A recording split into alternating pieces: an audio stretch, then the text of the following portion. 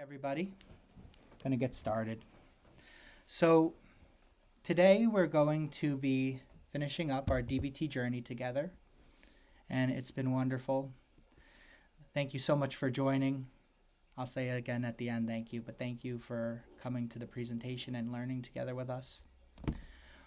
We're going to start off with a mindfulness exercise because mindfulness, remember, is the key to all skills. And this is called the mental palace. The mental palace exercise is to promote mindfulness, relaxation, healthy thinking. We have 3 objectives that we want to try to teach our clients, and we want to try to get out ourselves from this exercise. We want to reduce stress in the moment. This is through creating positive imagery, to use also outside of therapy. We also want to combat negative thought processes and provide practice for positive thinking. It's a little cerebral. And you guys can reflect on the steps of this exercise with this slide if you wanted to use it with a client. So let's get prepared. Let's sit down comfortably and just get comfortable in your seat. And join me with a deep breath in through the nose and out through the mouth. Great. Let's breathe in again, deeply in through the nose. And slowly out through the mouth.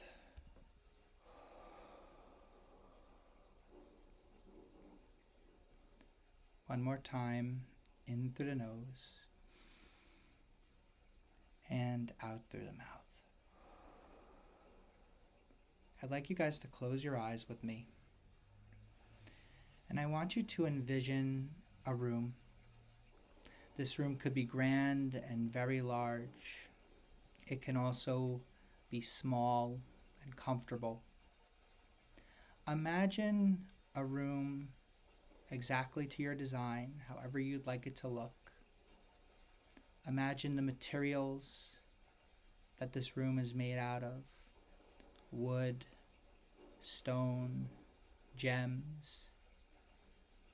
Anything you'd like it to be, this room can be.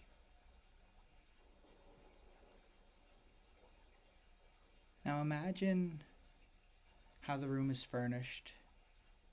We're creating something called the mental palace, so it should be furnished exactly to your liking. A comfortable sofa if you want, a fireplace for warmth, 100-inch TV, a waterfall outside. Whatever you'd like it to be, make it so. Take another moment to spruce the place up and create a comfortable, inviting place in your mind. Now, I'd like you to envision something called an icon of strength. This is a locus in the room, a center piece that provides you tranquility and symbolizes strength in your life. It could be something that you deeply cherish and own. It could be something unattainable, like the original Mona Lisa. It could be a beautiful tree. It can also be something mystical, something out there. Perhaps an energy in the room that provides you strength and comfort.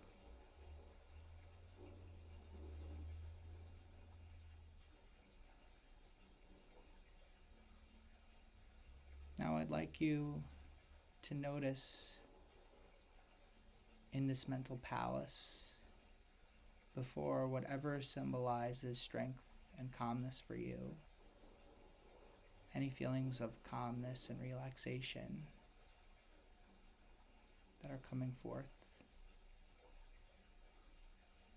Take in the peace in this place. Your mental palace is for only you. Nothing you don't want in here can come in. It's a refuge during tough times, or a place to take a seat to catch your breath during a busy day. This place is always here for you, no matter what day it is, what time. In DBT training, outside of DBT training, it's always here for you when you need it.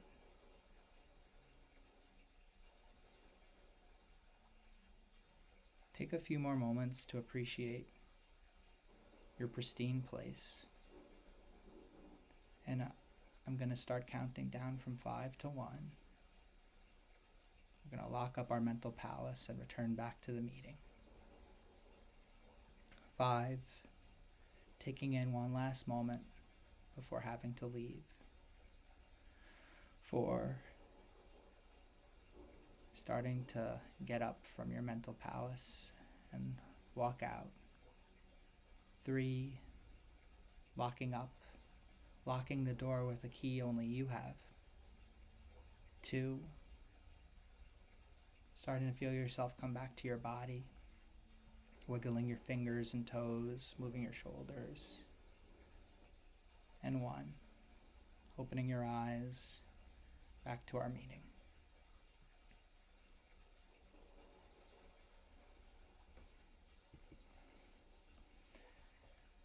So guys, how was that exercise for you? Was it relaxing? Was it peaceful?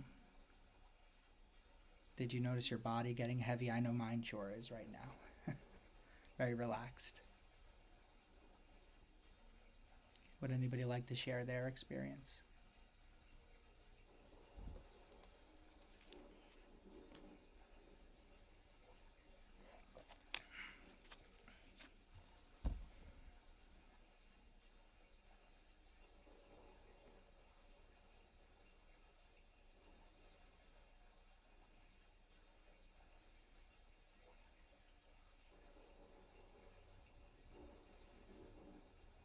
Mm-hmm.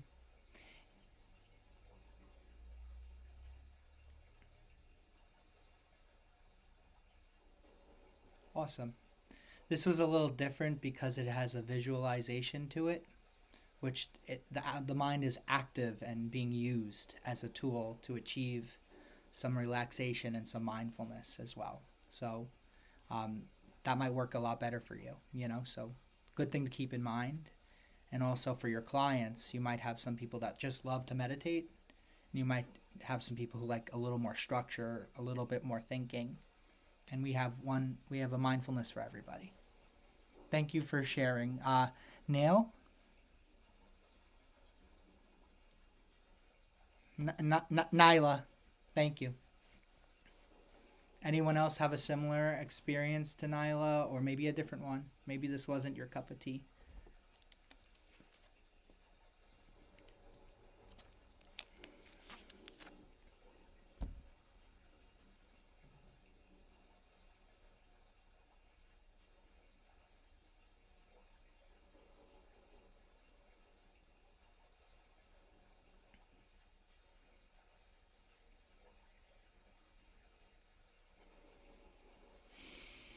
Sure.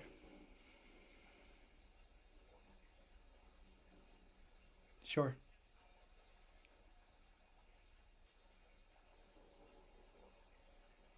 100%, and some people will really dig mindfulness, and some people are in the middle, and maybe it's not their go-to, but maybe they have something to learn. And then there are going to be some people who are like, I don't need mindfulness, Mike, let's do something else with our time. And all that is okay. Thank you, Arlie, for sharing. So we went over some core DBT therapist principles. We're almost done, and we only have these left to do. Talking about finding balance, shifting from something called reciprocative communication to a confronting intervention. We're going to finish up the other 2 families of DBT skills. And then I want to teach you guys a little bonus, the red zone, which won't take too long, and it's a really great idea to have in mind when we're teaching DBT skills. So let's get to the red zone first. So the red zone is the point where people have become too dysregulated and they're about to experience a skills breakdown. If you guys checked out the emotion regulation handouts, there is one condition that makes it hard for people to be skillful, and it's called emotional overload. So when we're in the red zone, which I'll show you a graph of to really visualize what I'm saying, we're in the point in our mind where we've taken on too much stress, too much sadness, too much negative feeling, and impulsive behavior is right around the corner. It helps us, teaching this helps our clients build awareness into their emotional heights and know when they need to use skills. So just over here, we see the red zone is the area of emotional dysregulation. This is where negative reactive behaviors occur and there's an absence of self-control, not thinking clearly, narrowed attention, and mood-dependent behavior. Basically, how you feel is how you act up here. Your emotion mind is too fired up. And in school, I'm not sure if any of you have child clients with ADHD. They have these zones of regulation, and sometimes they'll send a chart home to parents every week where your child was on the zone of regulation. And they too have incorporated the red zone into their materials. So it's a very good thing even to use with children. What zone were you in today? And you guys can rip this right off of the slides. Everything is included for you to use in sessions. Let's get to balance now. As with Wise Mind, we're trying to help our clients find balance in themselves and their lives to reduce suffering, misery, and negative outcomes. Remember, Wise Mind is the balance between emotion mind and reasonable mind. We focus, when we really are practicing DBT, we focus on helping clients make up for their deficiencies in their emotionality, balance impulsiveness with carefulness, strong emotion with skillfulness and self-understanding, validation, and treating suffering without going to extremes of self-harm and substance use. We're really talking about managing extremes. So I just wanted to give you guys some cases from my caseload, all randomized names and whatnot to, hide identity. But in these DBT treatments that I've done with these clients, we've had some balanced goals to help our clients, find that middle path. So Sam is a 16-year-old female client I see. Symptoms are very strong emotions, decompensation, familial infighting, and aggressiveness. And what we've been working on for about 3 months, and she's finally coming around to this, is to how to express herself without going to extremes. And her favorite skill to keep her out of the red zone or to get her out of the red zone is TIP, which we're going to be going over in a bit. My second client is Max. He's a 27-year-old man. He has severe anger issues, impaired relationship with life partner after a severe blow-up. She got very scared of him.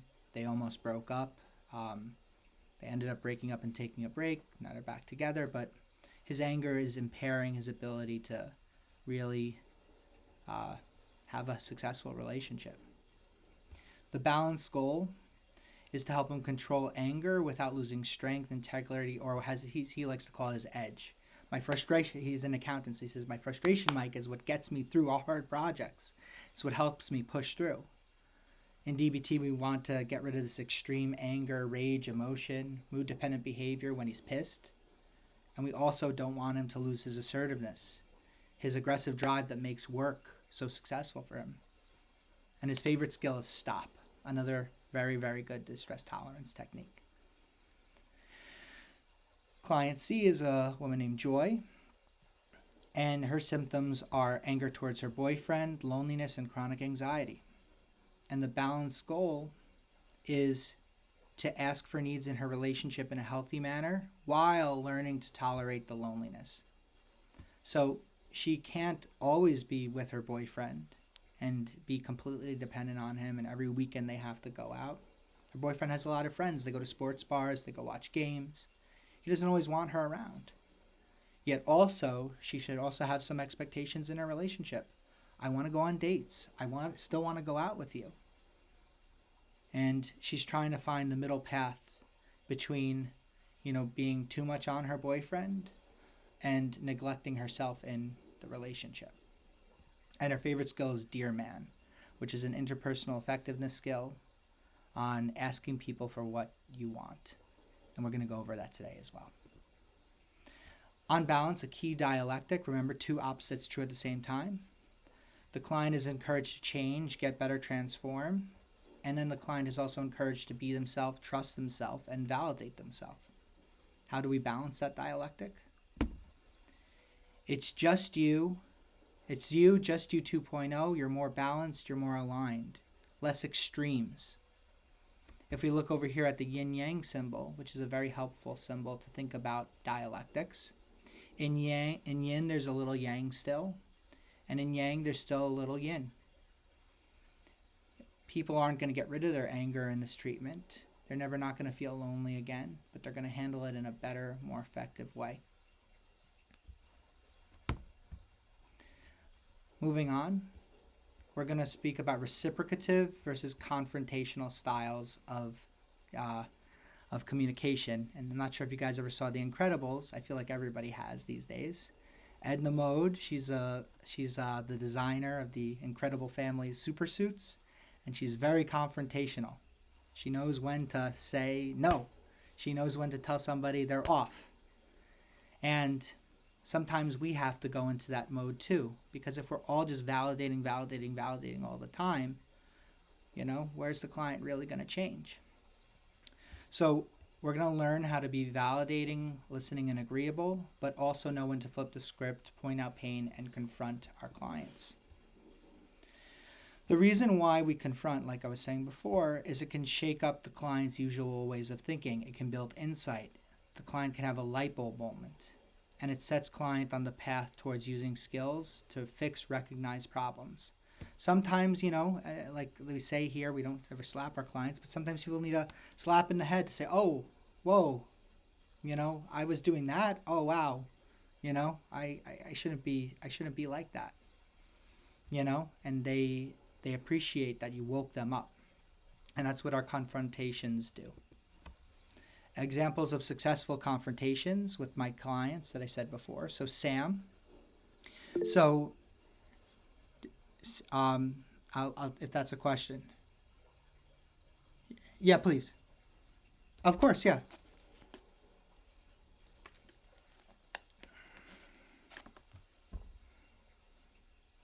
Mm-hmm.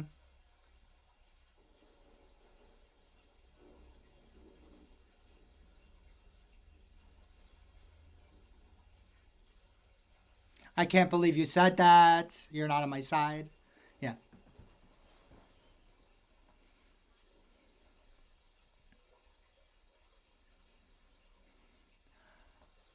You're Nyla, you're thinking ahead. I have that in the next couple of slides. So all will be revealed. And there's a little bit of the answers in these case examples. So, but thank you. Excellent question.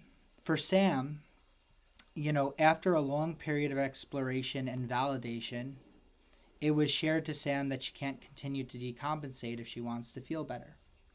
What would end up happening is she had this cycle in her family where instead of asking her family for changes that she wants to see, she would bottle it up. And then she would decompensate and say, I want to kill myself and leave me alone. And she'd push her grandma, really, really, really, really strong stuff. And she would end up getting her way because they gave in to her instead of her asking for what she actually needs. So, the confrontation here kind of said, like, listen, I pointed out the pattern. Like, every time you decompensate, you're getting what you want, but everybody doesn't trust you afterwards. Your relationships are getting impaired.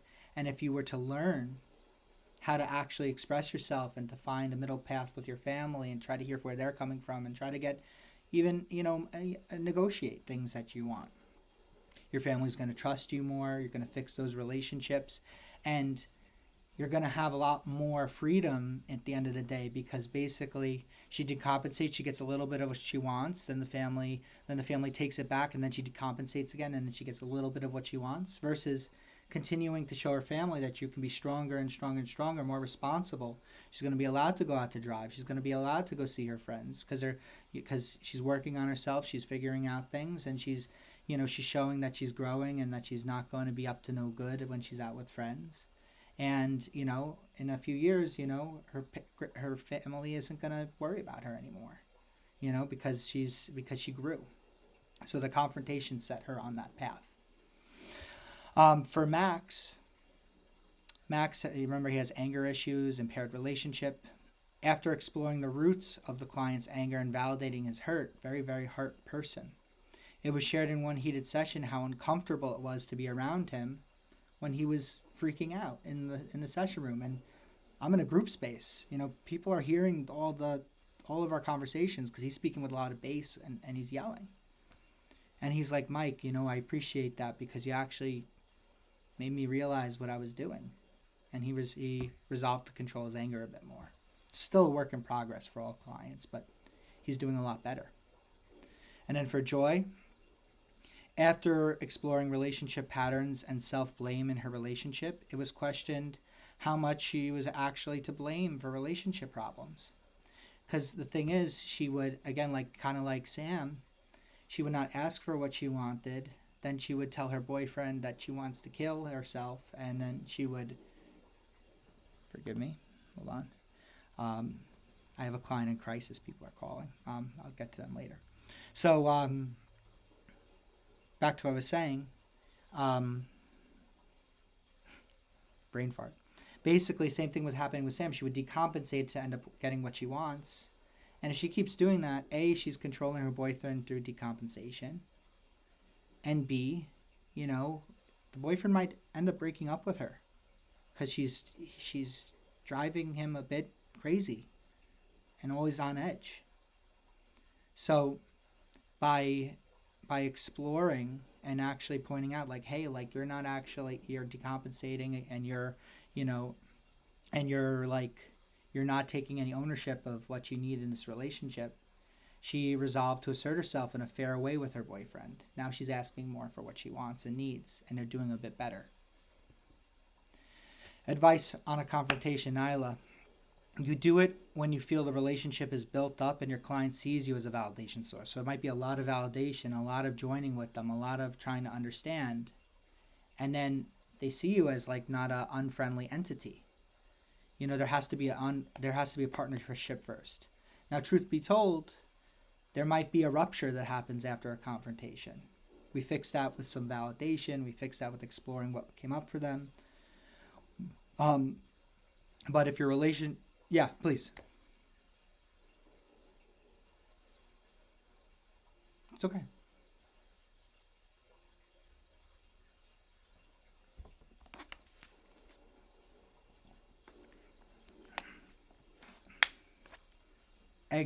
Exactly. Remember, the borderline personality and many non-borderline personality individuals have been invalidated chronically their whole life.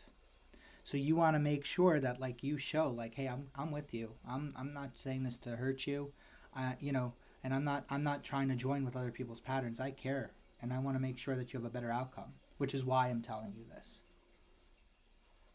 Plus, also you pair that with skills, because remember, if you confront somebody, you say change, and then they say, okay, but how? And then you don't have the skills to back up the change.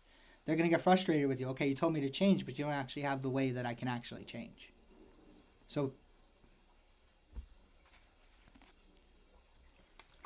remember, DBT is a hodgepodge, and so it's so many different things, and then new therapies repackage other ideas too. So everything overlaps. Okay, on to our skills. Andiamo. We're going to go over distress tolerance and interpersonal effectiveness. Distress tolerance is skills for managing crises without making the situation worse. I'm going to go over what that means, crisis, because it can mean a lot of things in our field.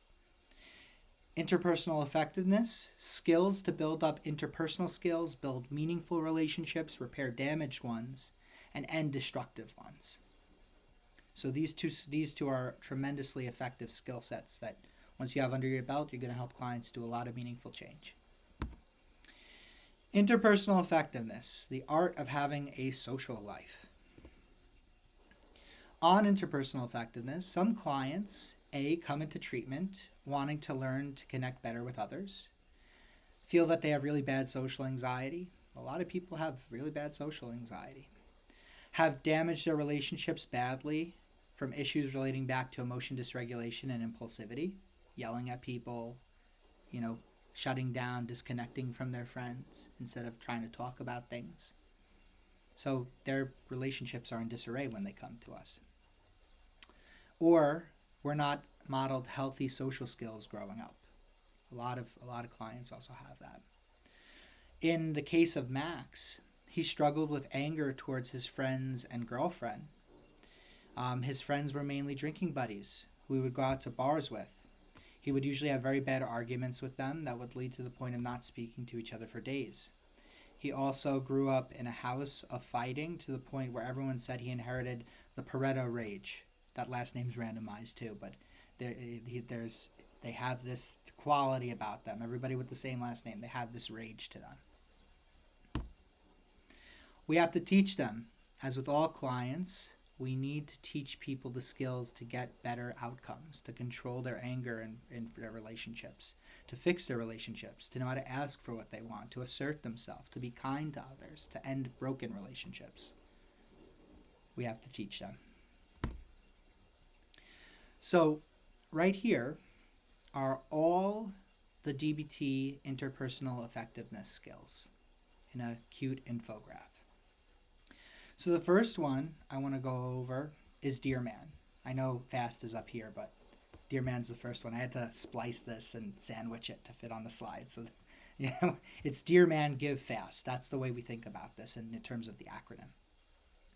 So Dear Man, this is a very powerful technique, and you can find the full technique on page 125. I gave you guys all the source pages, so when you're using this with your clients and you want to familiarize yourself, you can go to the page. Figuring out how to ask for what you want in the most effective way. Sometimes people don't know how to do that. Sometimes they don't know how to ask effectively. Sometimes they get really pulled into arguments, and then they lose the whole initial thread of why they were asking in the first place, and they've had a really crappy argument on top of it. Dear Man is the skill to help clients with all these issues.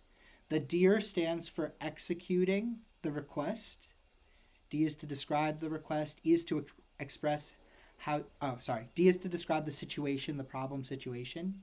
E is to express how the situation is making your client feel. A is what your client is going to assert, the change that they want to see. And then R is to reinforce, to say thank you for even considering. I would really appreciate it. I would be a little less, stressed at home. And I think we would argue less if, you took my request seriously. And the man portion, the M stands for being mindful of arguments. Because a lot of times the people who we talk to, they'll pull us into arguments instead of listening to what we feel. In the case of the client Joy, whenever she's tried to ask her boyfriend to maybe spend a bit more time with her, he would bring up, "Oh, you're doing it again. You're pulling me in, and I know you're going to tell me that you're going to want to kill yourself if you don't say this." And she's trying to be actually very helpful and healthy and skillful. But he's bringing up all this past hurt, and he's insulting her. You're just lonely. You're just bitter. He's got a mouth too. He could use some therapy himself. And so Jenna had to learn how to stay mindful, stay on track, ignore the attacks, ignore the argument, stay on point. I would still appreciate if we spent another day together. I know you're going to school soon, and I know our time is going to get cut short. So please, could we, go out on a date this week? We haven't been out in a while. Jenna, you're pissing me off. Why do you keep doing this? It would really, I'm doing it because I really want to spend time with you, and we haven't gone out. It's been you just coming to my house. Can we go out for dinner later? Mindful, returning to what you want to say. A is to be assertive. Don't look down. Don't get timid, because people respond and they think that they can take advantage when people are too timid. And then N is for negotiate. A lot of things in life are not 100%. Sometimes we can only get 60% of the request. Okay, okay, Joy, we can go out next week. Maybe she wanted to go out this week, but let's say it's really not possible. Negotiating and saying, okay, you know what? Next week we'll go to Chipotle and then we'll go see a movie. That's good for me. Knowing your audience and knowing and trying to get as much as what you can. And this also plays into helping our clients control black and white thinking. It's not all or nothing in relationships. It's a dialogue, it's a dance. It's give and take. Speaking of give is helping clients who struggle by adding kindness, interest, and positivity into their relationships. People who their partners are saying, you're so disinterested in what I'm saying. We need to teach them give. We need to teach them how to be gentle, interested, validating, expressive, and, teach them that really helps the people that we're talking with and the people we have relationships with. It makes them feel good. It makes them enjoy being around you. I have an example for everything in our next few slides. Fast is a big one too. Fast is the assertiveness skill, especially when it comes to self-respect. A lot of times, human beings, not just our clients, we bottle things up when things are infringing on our self-respect, when we feel we're compromising ourselves in relationships. And for our clients who have big relationship problems, they have a lot of grievances that they never learned how to express in a healthy way. Fast is an excellent way to help clients learn to be a bit more assertive. And page 130, you can see a bit more of those steps. And we'll go over an example in a little bit. And then lastly, there's a whole section on building relationships and ending unhealthy relationships. In The Walking Dead, a very famous show, there was a character named Morgan who was a survivor in the zombie universe, and he isolated himself after trauma that he went through. And he went insane. He killed everybody he saw. He didn't give anybody a chance. And somebody rehabilitated him. And he learned that being away from people for so long was part of the reason why he lost it. And there's a famous quote from him in the show, everything good in life is about people and with people. And while in DBT we try to avoid these statements of everything, all or nothing thinking, there is a wisdom in that. Without a social life, people don't do well. And so we want to help clients build relationships in their lives, how to meet people, how to engage with others. If people weren't modeled correct ways of doing this from their childhood, they're not going to know how to do it. And so we teach them. This is, therapists have a few roles in our job. And one of them is the educator, to model, to speak, to pass down new ways of being, to have better outcomes, better lives.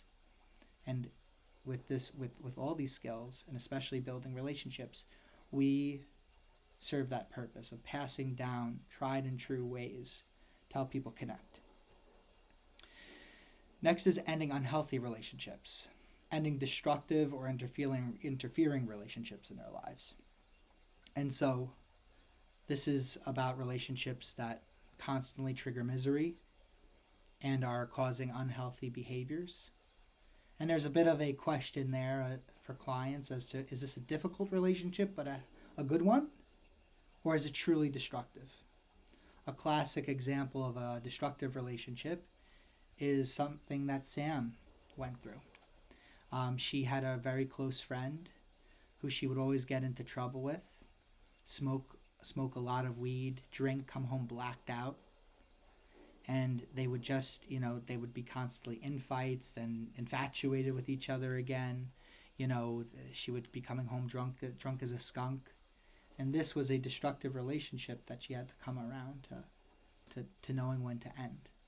And we're going to have some clients who are going to need that. And again, this is actually a series of skills. So it's from pages 139, and then ending destructive relationships starts at 145. So I actually have some examples written down of cases before we jump into distress tolerance. So Joy, like I was saying before, uses Dear Man to ask her boyfriend to be more flexible. We went over that a drop.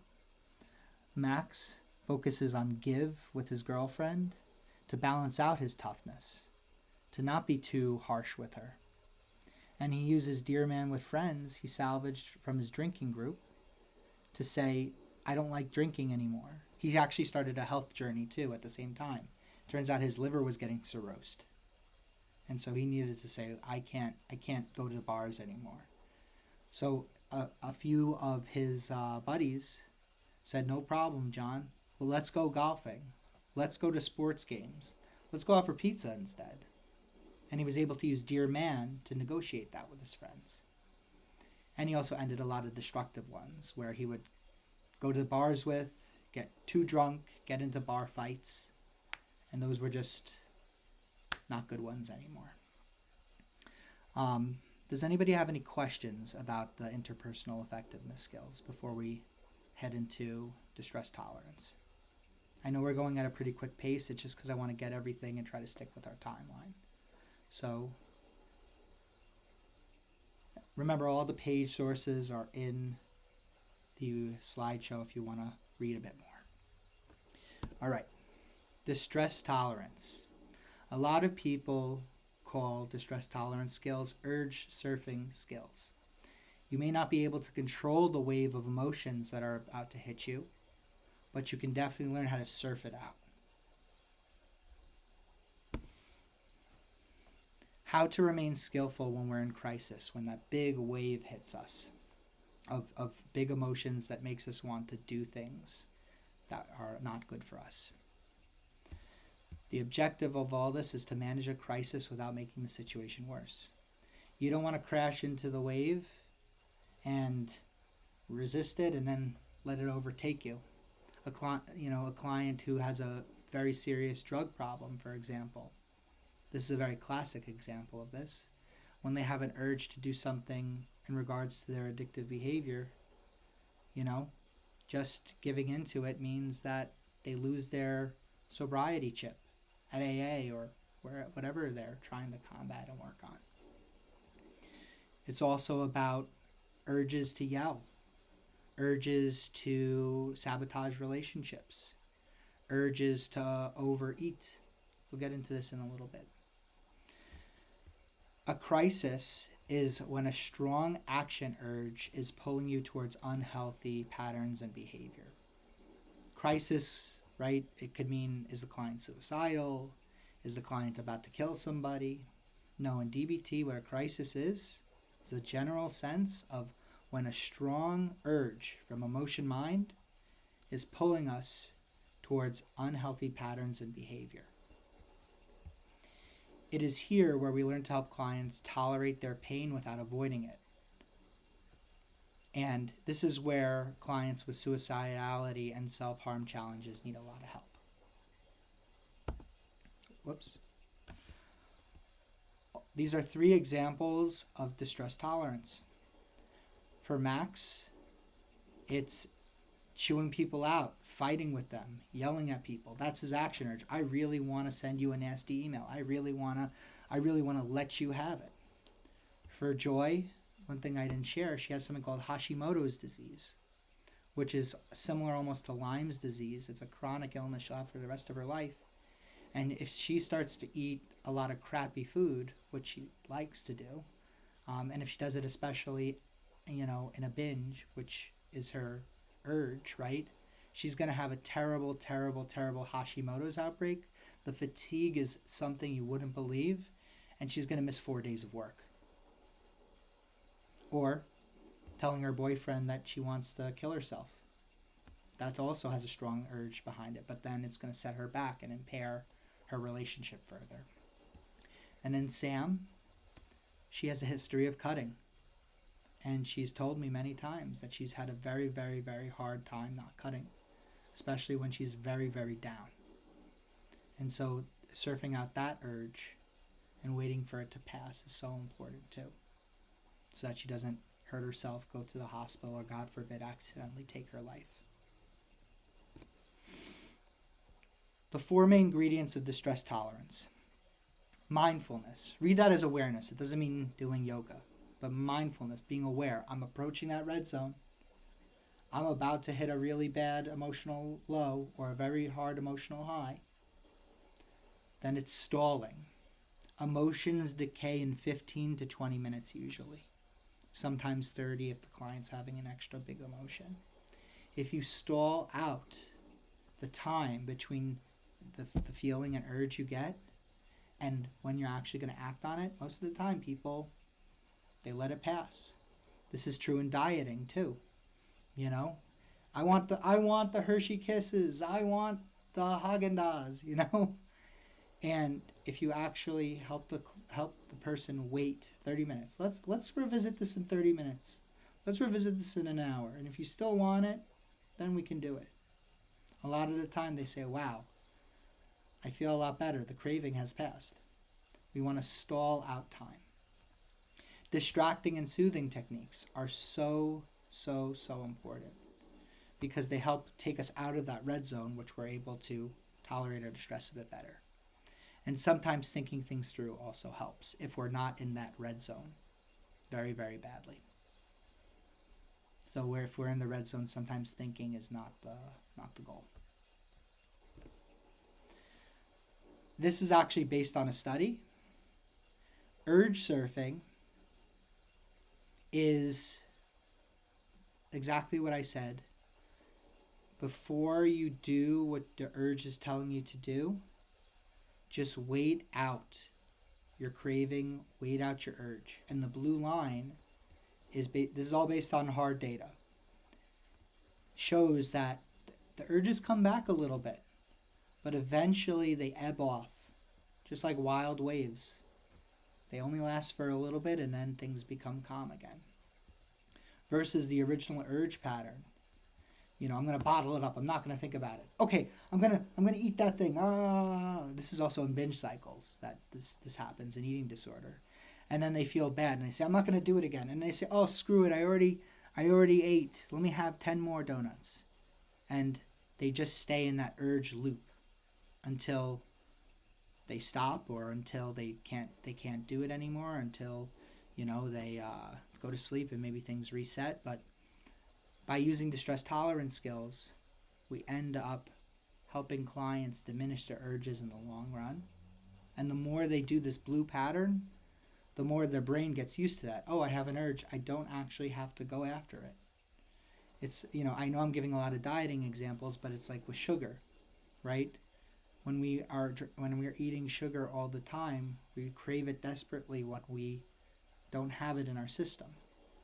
And when you get off of sugar, the first 2 weeks are dreadful because your body's going through the detox. It wants it really bad.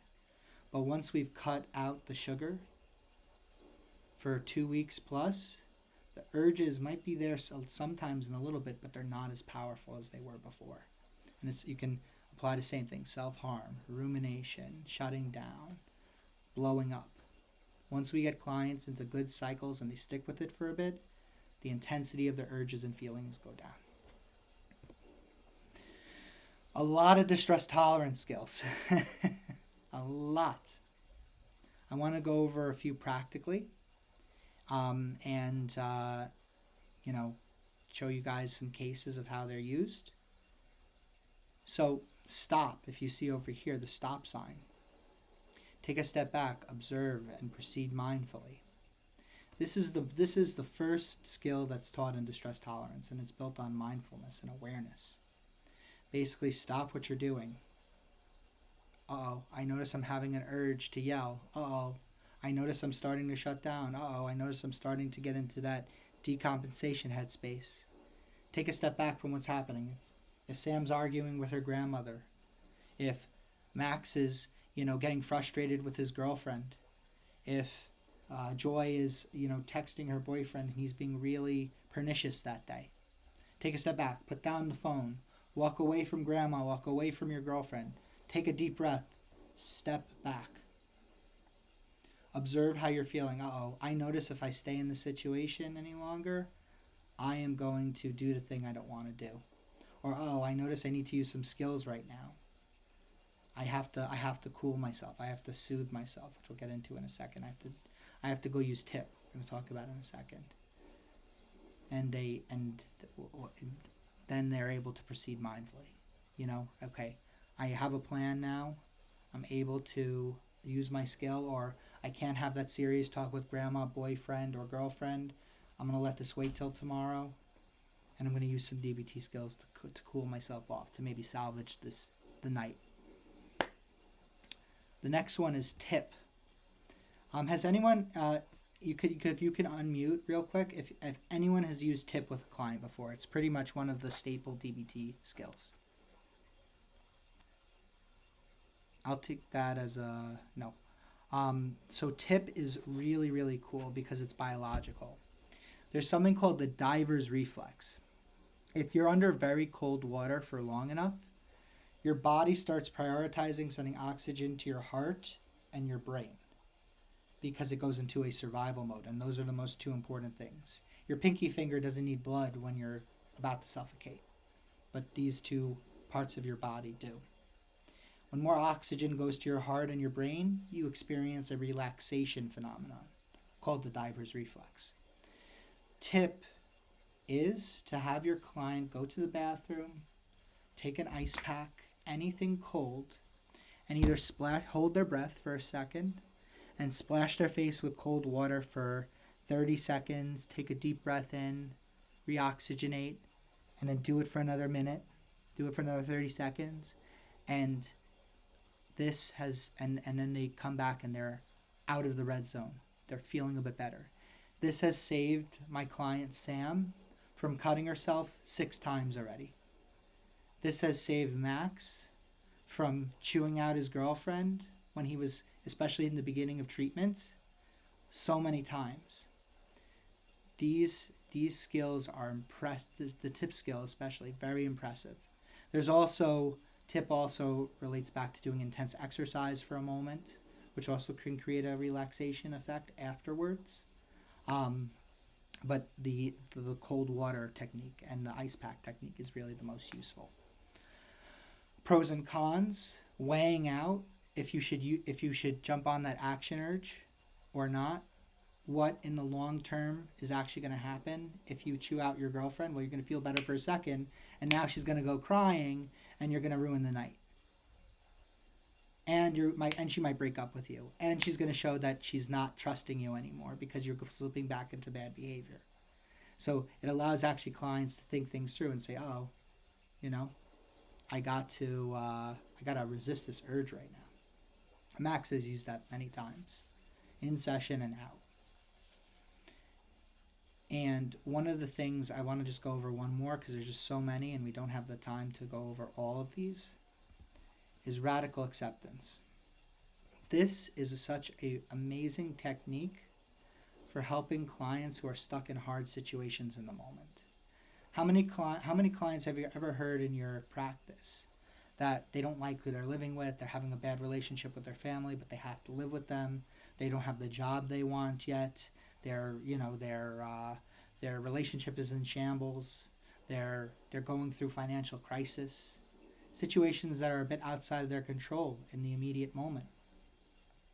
I feel like we all have had people, and also in our own lives, things that we don't like and we can't get out of right now. If we could get out of it, we wouldn't be in that situation. Radical acceptance is a philosophy and a technique that asks clients to accept the situation that they're in right now.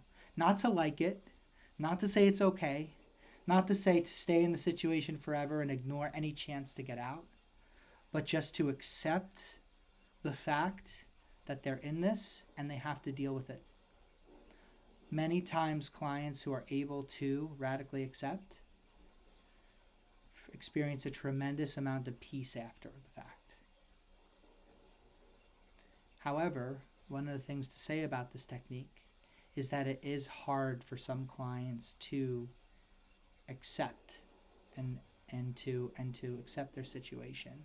And this is where a lot of processing work, a lot of validation, a lot of reality testing comes in. Sometimes it takes a whole year to get somebody to come around to radical acceptance. But it's a tremendous skill. Turn the mind is also the companion skill, because the mind doesn't like to be in hard situations. So it's going to start resisting things. Turning the mind is how to turn your mind back to radical acceptance. And again, all the page numbers are here for you guys to review this a little bit more deeply. Also over here, when crisis is addiction, thank you for coming. This is a very, very good technique when you're having clients who are addicted to drugs, alcohol, compulsive behaviors, lying, anything that they can't stop doing, even though there are bad consequences. This is a very helpful set of handouts at 355. So, some closing ideas. Sprinkling DBT into treatment can be very effective to teach coping skills. Smart Therapy PC, I'm not an employee. I don't know all the comings and goings that are happening with you guys.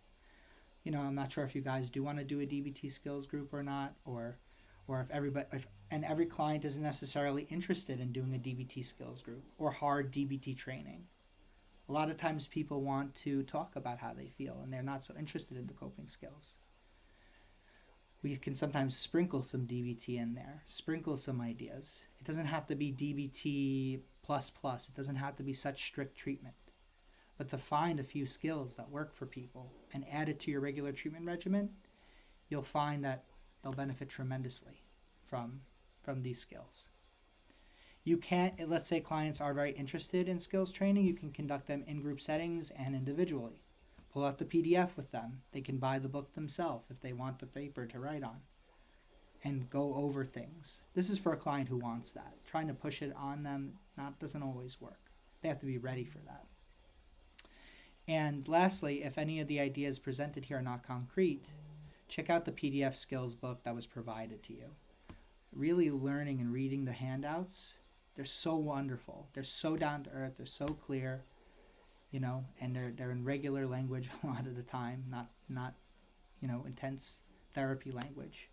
And you can do a little bit of research yourself, and I think a lot will clear up for you. Here's a resource. It's in the slides. This is the link for the physical DBT skills book if you're a pen and paper person, and if you want to send that to clients who are pen and paper people. Lastly, I do run a free, absolutely totally free, multi-practice DBT consultation group. Consultation is where DBT therapists talk about hard cases, practice mindfulness themselves weekly, and go over, with the help of other DBT therapists, what skills might help a struggling client. Sometimes we can bring our hardest cases in to hear and get a lot of wonderful feedback. My consultation team is wonderful, and I've gotten so much help from them. Sorry about that. And it's available to you guys. We meet Wednesdays from 12 to 1. I'm going to be sending out a survey just to give me a little feedback. This was my first presentation. I've been in private practice only for a little bit, and Orly has given me the pleasure of presenting to you guys. If you guys can fill out the form and be honest, everything's confidential. You can tell me where, what was confusing, what was great, what needs to be improved. I would really appreciate that feedback. And I just want to say thank you guys for sticking it out. It was wonderful. And I'm free for another 5 minutes, 8 minutes if you have any questions. If not, then we can just wrap it up. A case question or anything like that.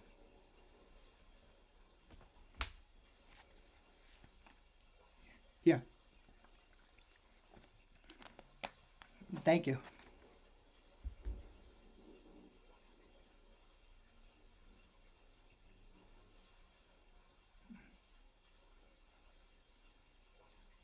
Thank you. Thank you so much, Orly. Um, I'll give it a 10-second warning. Does anybody have any questions? Nyla, sure.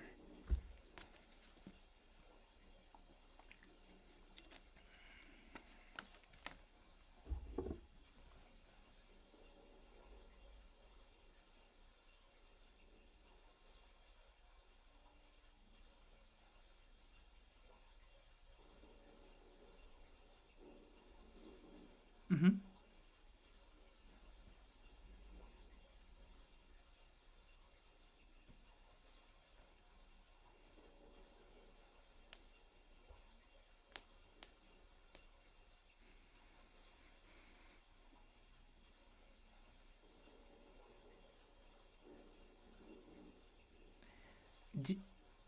DBT is based on a lot of like holistic wisdom. From like I said, from the first one, like a lot of Buddhist principles, but also Marcia took it from all these cultures and tried to put together something that'll really help her clients. So I'm glad that I'm glad that you've been using it and now you know the name, one of the names. Like you guys might have a name for it too. Guys, thank you so much. And my number is on a lot of the slides. If you have any questions, you can reach out personally. Thank you.